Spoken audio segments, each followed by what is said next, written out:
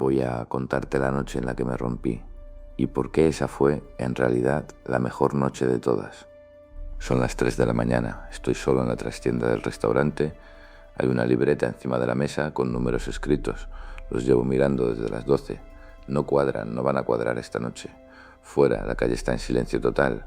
Dentro, el único sonido que hay es el zumbido de la nevera industrial y mi propia respiración, que no suena nada tranquila. No hay nadie a quien sonreír. No hay ningún cliente esperando. No hay ningún papel que mantener. Solo yo, el cansancio acumulado de meses y la verdad de lo que había en esa libreta. Esa noche no pensé en buscar soluciones, no me puse a hacer listas, no mandé mensajes a nadie.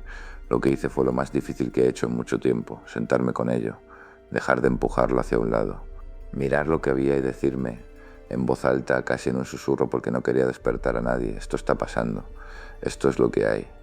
Y ahí fue cuando me rompí. No fue un derrumbe espectacular, no fue dramático, fue casi silencioso, como cuando llevas mucho tiempo aguantando algo muy pesado y por fin te permites bajar los brazos. Hay un alivio extraño en dejar de fingir, aunque sea solo para ti mismo. Meses antes había tomado una decisión que a mucha gente le pareció extraña. Pivoté el restaurante, quité el servicio en mesa, la parte que más facturaba pero que me tenía 14 horas de pie sin levantar la cabeza. Pasé a barra y cocina rápida, mucha menos facturación, mucho menos ruido. 2 personas sacando adelante algo pensado para 10, mi mujer y yo. Algunos lo entendieron, la mayoría no, y yo mismo, en esa trastienda a las 3 de la mañana, con los números delante, me preguntaba si había hecho bien, si no me había equivocado de camino, si el negocio que había levantado con tanto esfuerzo no era un error que cargaba desde hace tiempo. La cabeza, cuando está sola y cansada, es muy mala compañera. Se va al pasado a buscar culpas, se va al futuro a fabricar catástrofes, y lo que tienes delante, lo único real, lo único que puedes pisar en ese momento, lo pierdes de vista completamente. Lo que me salvó esa noche no fue una epifanía, no fue que de repente encontrara la respuesta, fue algo mucho más pequeño y mucho más concreto. Noté que estaba conteniendo la respiración. Literalmente había dejado de respirar bien sin darme cuenta, así que respiré. 4 segundos cogiendo aire, 6 soltando, 3 veces, y el monstruo que parecía llenar toda la habitación se hizo un poco más pequeño. Eso es lo que el estoicismo llama anclaje al presente. No es filosofía de libro bonito, es la única palanca real que tienes cuando la cabeza se ha ido a todos los sitios menos a la hora. Volver al cuerpo, volver a la respiración, volver al momento concreto en el que estás, que casi siempre es mucho más manejable que las películas que te montas tú solo. Con la respiración algo se aflojó por dentro y entonces llegó lo raro. Cuando llegué abajo del todo, cuando por fin me dejé llegar sin resistirme, pasó algo que no esperaba. Dejé de tener miedo. Lo peor que llevaba meses temiendo estaba ahí, delante de mí, en esa libreta, y yo seguía aquí, sentado, respirando, de pie aunque fuera solo en sentido figurado.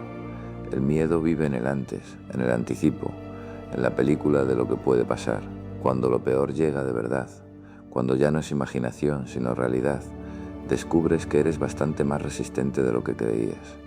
Los estoicos lo practicaban a propósito, lo llamaban premeditatio malorum, la premeditación de los males. Imaginar con detalle lo peor que puede pasarte, no para sufrir, sino para quitarle el poder, para que cuando llegue, y a veces llega, no te pille desarmado. Yo no lo imaginé aquella noche, lo estaba viviendo, estaba dentro, y sobreviví. Hay algo que libera de verdad en tocar fondo. Cuando ya no puedes caer más, cuando ya estás abajo, el miedo a caer desaparece, porque ya no hay a dónde caer. Y en el espacio que deja ese miedo cuando se va, entra otra cosa, entra claridad, entra una especie de calma extraña que solo entiendes cuando estás ahí. En algún momento de esa noche, no recuerdo exactamente cuándo, fui a la habitación, no para despertarla, solo para mirarla dormir un momento.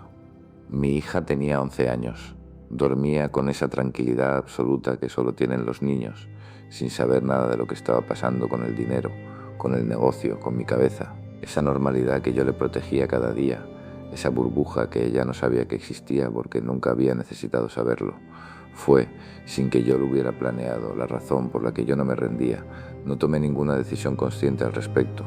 Simplemente cuando pensaba en rendirme, esa cara era lo que me hacía seguir. No tomé ninguna decisión heroica esa noche. No me prometí nada grandioso. Solo volví a la trastienda, cerré la libreta, apagué la luz y me fui a dormir. Pero algo había cambiado. Viktor Frankl sobrevivió a lo peor que puede vivir un ser humano. Pasó años en campos de concentración nazis, perdió a su familia, perdió su manuscrito, perdió casi todo lo que tenía. Y lo que descubrió en esa experiencia límite, lo que le permitió seguir cuando otros no lo hacían, fue algo que parece sencillo y no lo es en absoluto. Quien tiene un porqué soporta casi cualquier cómo. El porqué no te quita el problema.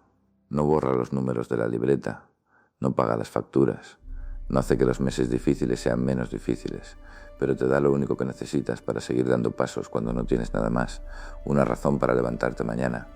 Mi porqué tenía cara y dormía en la habitación de al lado. Cuando no sabes cómo, el porqué te sostiene. Cuando no tienes fuerzas, el porqué te las presta. Cuando la cabeza te dice que no tiene sentido seguir, el porqué te recuerda que sí lo tiene, aunque en ese momento no lo veas. No soy Frankl, mis circunstancias no se acercan ni de lejos a las suyas, pero la ley que él descubrió funciona a cualquier escala de dificultad.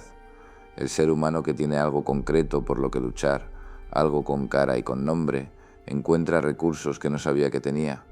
Esa noche la trastienda fue la más dura de ese periodo, y también fue el punto de inflexión. No porque encontrara una solución, sino porque dejé de huir de la realidad y la miré de frente, porque respiré en vez de paralizarme, porque llegué al fondo y descubrí que el fondo era firme, porque recordé, casi sin querer, por qué estaba haciendo todo aquello. Hay algo que nadie te cuenta del emprendimiento y es esto: los momentos más importantes no son los lanzamientos, ni las victorias, ni los días en que todo va bien. Son los momentos en que te rompes en silencio y decides, sin que nadie te vea, seguir. Esos momentos son los que de verdad construyen el carácter, los que te hacen ser quien eres. Si estás en ese momento ahora mismo, si conoces esas 3 de la mañana, si estás cargando algo que parece demasiado pesado para seguir, lo que te pido es que no huyas de ello. Siéntate con lo que hay, respira, baja al fondo si hace falta, porque el fondo es firme. Y cuando llegas ahí, cuando ya no puedes caer más, se acaba el miedo a caer. Y entonces se puede empezar a construir. Desde ese fondo, sin motivación, sin dinero de sobra, sin nadie que me lo pusiera fácil, empecé a construir algo diferente, aprendiendo en los huecos entre cliente y cliente, estudiando cuando todos dormían, construyendo muy despacio una salida. La semana que viene te cuento cómo. Antes de que te vayas, una pregunta: ¿cuál es tu porqué? No el que le dices a la gente cuando te preguntan, el de verdad, el que tienes en la cabeza a las 3 de la mañana cuando no hay nadie mirando. Ponle nombre en los comentarios. Escribirlo lo hace real.